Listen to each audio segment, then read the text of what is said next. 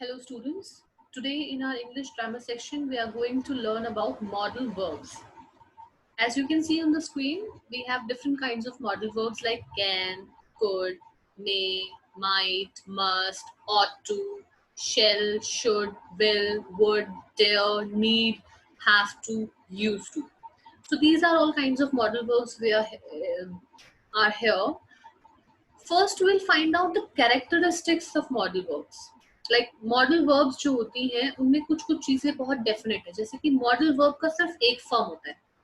Like any other verbs, अगर हम बोले हमारे कोई एक्शन वर्ब्स लें अगर हम, जैसे आपका वॉक, तो वॉक के तीन फॉर्म्स होते हैं, first form, second form, third form, which is walk walk walk. But आपकी मॉडल वर्ब की तीन फॉर्म्स नहीं बल्कि सिर्फ एक फॉर्म होती है जो कि कैन है, तो कैन ही रहेगा. Okay, it can not change. You can not say can can't can. You can not say can canning canning. It is absolutely wrong because all the modal verbs does not contain any kind of ed or ing. Clear? Again, like in the present simple tense, we use this s and es in the case of simple present tense with the first form of the word. But modal verb में हम कभी भी s या es नहीं जोड़ते. If we'll say Mohan can speak, that will be wrong. So the correct will be Mohan can. Okay, you cannot add s या es in any kind of modal verb. So treat the modal verb as different, not as the normal verbs we used to deal with. Okay. Fourth is, जितनी भी आपकी modal verbs हैं उनमें से कुछ modal verbs ऐसी होती हैं जो कि टू लगाकर, वर्ब्स पे टू लगाकर इंफिनिटिव, वो आपकी मॉडल वर्ब में कन्वर्ट हो जाती है, जैसे कि आपका need to, ought to, have to. Okay, so these are the modal verbs containing the infinitive to. Now for the questions, अगर हमें क्वेश्चंस बनाना हो तो हमें do या does या did को ऐड करने की जरूरत नहीं है. हम सिंपली जो हमारी मॉडल वर्ब है उसकी पोजीशन चेंज कर देते हैं, हम उसको सब्जेक्ट के प्लेस पे लाकर सब्जेक्ट को पीछे ले आते हैं. तो आई कैन हेल्प का हो जाएगा can I help. Okay, so these are the cases of questions. Negative sentences में हम सिंपली नॉट लगाते हैं, या जैसे कि कैन नॉट का कांट कर सकते हैं, या कैन नॉट बोल सकते हैं, कुड नॉट बोल सकते हैं, बट हम इसमें डू नॉट का इस्तेमाल नहीं कर सकते. राइट. नेक्स्ट इज, अब देखो ये तो कैरेक्टरिस्टिक्स हमने बात की, इनकी छोटी छोटी चीजें, लेकिन जो सबसे मेन है कि इनका इस्तेमाल हम कहाँ पर करेंगे. इनका इस्तेमाल हम करते हैं अगर हमें अपने कोई भी आइडियाज बताने हो जिसमें कि कोई पॉसिबिलिटी हो, हमें किसी को परमिशन देनी हो, कोई नेसेसिटी बतानी हो कि बहुत जरूरी है, करना ही पड़ेगा, कोई ऑब्लिगेशन, हमें कोई ड्यूटी किसी को बतानी हो कि दिस इज योर ड्यूटी, आपको ये करना चाहिए, किसी को आपको एडवाइस देनी हो, कोई सजेशन देना हो, तो आप मॉडल वर्ब का इस्तेमाल करते हैं. फर्स्ट हम स्टार्ट करते हैं मस्ट और हैव टू से. नाउ क्लास, मस्ट जो होता है आपका, वो नॉर्मली तो अगर हम बोले तो अफर्मेटिव में मस्ट एंड नेगेटिव में मस्ट नॉट, इंटेरोगेटिव में must I and interrogative not में मस्ट आई नॉट. ठीक है, तो ये तो हो गया आपका स्ट्रक्चर. अब मस्ट का इस्तेमाल होता है कोई भी ऑब्लिगेशन के लिए. अगर आपको किसी को उसकी ड्यूटी बतानी है, उसका कर्तव्य बताना है, तो आप मस्ट का इस्तेमाल करें. जैसे कि यू मस्ट ओबे योर पेरेंट्स, आपको आपके पेरेंट्स को फॉलो करना चाहिए, उनकी सारी बात माननी चाहिए. दूसरा पॉइंट यहाँ बताया गया है एक्सप्रेस कंपल्जन. एक ऐसी, कई बार हम एक ऐसी सिचुएशन जहां पर काम करना बहुत जरूरी होता है, वहां पे मस्ट का इस्तेमाल करते हैं. जैसे कि you must answer all the questions. ठीक है, you must return by the evening, तुम्हें शाम तक वापस आना पड़ेगा. तो मतलब जहां पे हम किसी चीज को करने के लिए कंपल्जन डालें कि ये करना जरूरी है, okay, necessary, it is very important, so in that case you will use must. Okay, it is used for saying something which is probably true because nothing else seems possible. कोई भी ऐसा काम जो आपको समझ में आ रहा है कि प्रोबेबली बिल्कुल सही है, मतलब आपको लग रहा है कि बिल्कुल ठीक होगा. क्यों लग रहा है आपको? क्योंकि उस टाइम पर कोई और ऑप्शन सही फिट नहीं हो रहा. फॉर एग्जाम्पल, आपने देखा आपके फ्रेंड को जो कि एक ट्रैवल करके आया है, ठीक है, तो आपने बोला you must be tired after your long journey, तो आपने मस्ट का इस्तेमाल किया. आपने उसको देख के क्या बोला कि तुम शायद थक गए होंगे अपनी इतनी लंबी जर्नी करके. तो कहने का मतलब ये है कि जरूरी नहीं है वो थका हो, क्या पता नहीं भी थका हो, लेकिन प्रोबेबली वो ट्रू लग रहा है. क्यों लग रहा है? क्योंकि वो इतनी लंबी ट्रैवल करके आया है, तो हर कोई थक जाता है ना. क्योंकि और कोई ऑप्शन आपको समझ में नहीं आ रहे हैं उस समय पर, वही ऑप्शन है जो आपको लग रहा है बिल्कुल सही है, तो इन दैट केस आप जो है मस्ट का इस्तेमाल करते हैं, ठीक है। Now fourth is negative form जो होता है आपका वो मस्ट नॉट होता है। मस्ट नॉट का इस्तेमाल किया जाता है किसी काम को मना करने के लिए। For example, you must not come here, तुम्हें यहाँ नहीं आना चाहिए, ठीक है। तो अगर आपको किसी को मना करना हो तो मस्ट नॉट। एम्फेटिक एडवाइस देनी हो, जैसे कि you must consult a doctor at once, तुम्हें प्लीज एक बार डॉक्टर के पास दिखा लेना चाहिए। सो कोई एडवाइस देनी हो, मस्ट का आप इस्तेमाल कर सकते हैं। ना प्लस अगर हम हैव टू की बात करें तो हैव टू जो होता है आपका, उसमें हम हैव टू को भी कंसिडर करते हैं और हैड टू को भी कंसिडर करते हैं मॉडल वर्ब में, ठीक है। हैव टू आपका प्रेजेंट की ऑब्लिगेशन, प्रेजेंट की ड्यूटी बताता है, और हैड टू पास्ट की ड्यूटी बताता है, करेक्ट। अब जैसे कि अगर हम बात करें have to and had to के अलावा, यहाँ पे कुछ एग्जांपल्स दिए गए मस्ट के। तो मस्ट के एग्जांपल्स हम देख सकते हैं, I must reach there in the time, okay, या you must reach in time. So these are all the cases for must. But अगर हम हैव टू और हैड टू की बात करें तो ये जो है वो डिपेंड करता है प्रेजेंट और पास्ट के सिचुएशन पे। हैव टू अगर प्रेजेंट है तो प्रेजेंट, हैड टू अगर कोई पास्ट की सिचुएशन है तो आपका had to. Clear. Now generally हम इनका इस्तेमाल किन किन सिचुएशंस में कर सकते हैं, जैसे कि हैव टू का इस्तेमाल हम करते हैं कोई भी ड्यूटी बतानी हो हमें, कोई नेसेसिटी बतानी हो जो कि प्रेजेंट की है या आपकी पास्ट की है, तो उन जरूरी कामों के लिए आप इनका इस्तेमाल जरूर करेंगे, ठीक है। Have to and had to are used for giving advice. Advice के लिए मस्ट की तरह भी इसका इस्तेमाल आप कर सकते हैं अगर आपको किसी को एडवाइस देनी हो, ठीक है।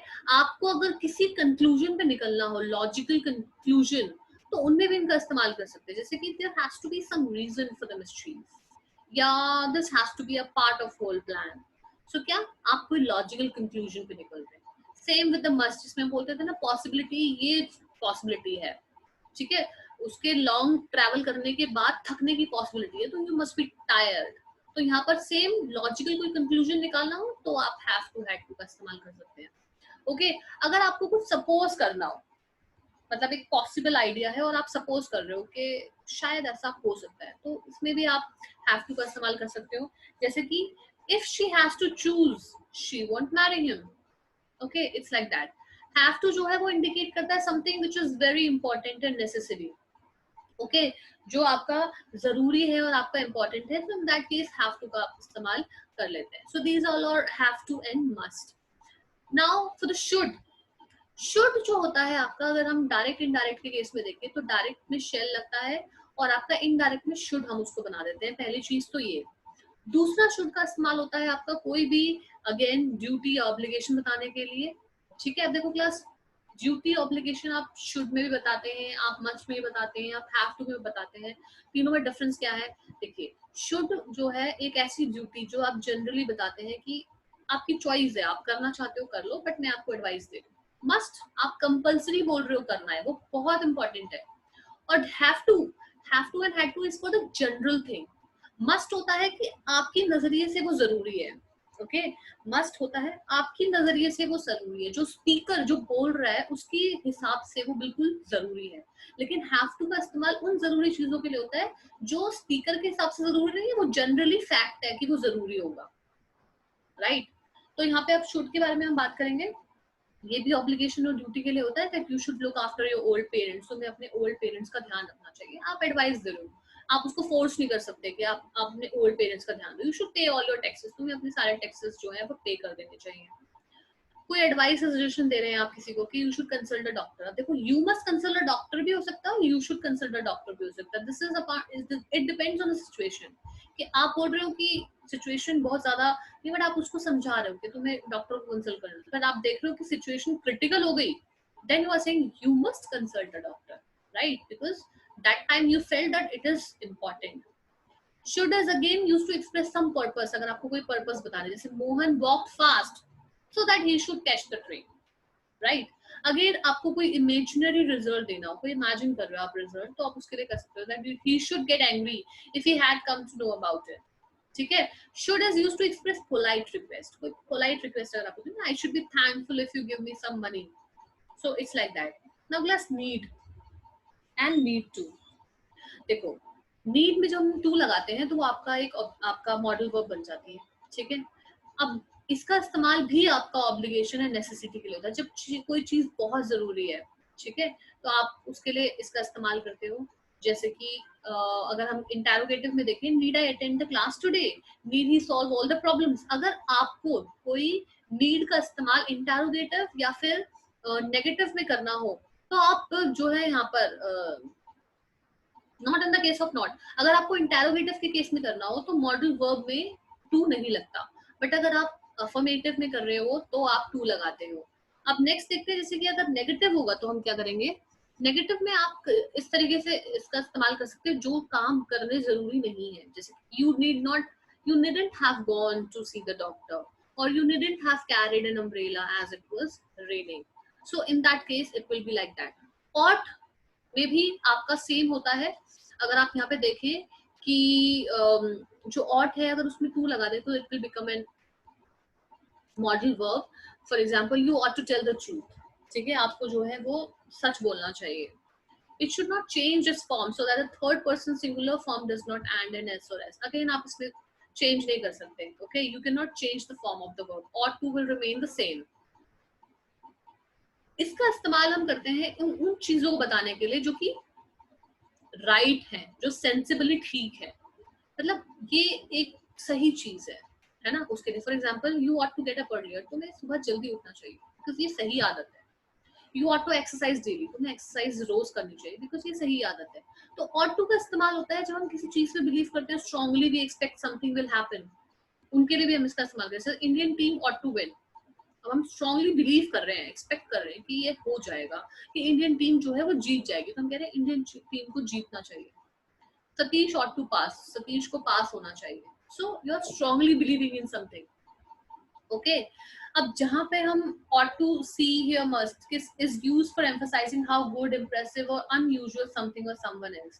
जब भी आप ought to के साथ see, meet इस तरीके का इस्तेमाल करते हैं तो आप क्या बता रहे होते हैं वहां पे कि सामने वाला या कोई सामने वाला इंसान या सामने वाली कोई चीज कितनी अच्छी है, कितनी इंप्रेसिव है, कितनी अनयूजुअल है। जैसे कि you are to see their new house, तुम्हें उसका नया घर देखना चाहिए, मतलब उसका घर बहुत अच्छा होगा तभी यू आर सेइंग कि उसको देखना चाहिए, है ना। You are to meet his elder brother, तुम्हें उसके बड़े भाई से मिलना चाहिए। तो कहने का मतलब क्या है, बड़े भाई से मिलना चाहिए, दैट मीन्स वो इम्प्रेसिव है, okay. Ought to is used when we realize that we did not do the right thing in the past।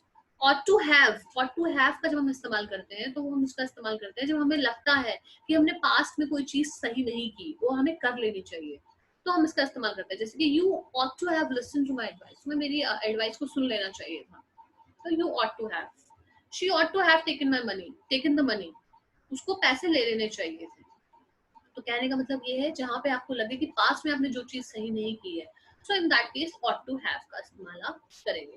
Now class note जो आपको ध्यान में रखना है वो ये देखना है कि ought to जो है वो आपका सब्जेक्ट, जो सब्जेक्ट है सेंटेंस के अंदर, उसका ऑब्लिगेशन, उसकी ड्यूटी पे फोकस किया जाता है कि ये सब्जेक्ट है। फॉर एग्जाम्पल, मोहन, राम, सोहन, कोई भी जो भी सब्जेक्ट है उसकी ड्यूटी है ये करने की, ought to का इस्तेमाल, ठीक है। यहाँ पर जो बोल रहा है उसके लिए ये कोई जरूरी नहीं है, या वो अपनी उसको ऑर्डर नहीं कर रहा कि करो। मस्ट के केस में ऑर्डर आ जाता है, सेंस ऑफ अथॉरिटी कि भाई तुम्हें करना चाहिए, मुझे लग रहा है ऐसा तुम्हें करना चाहिए। So that is the case of must, ठीक है।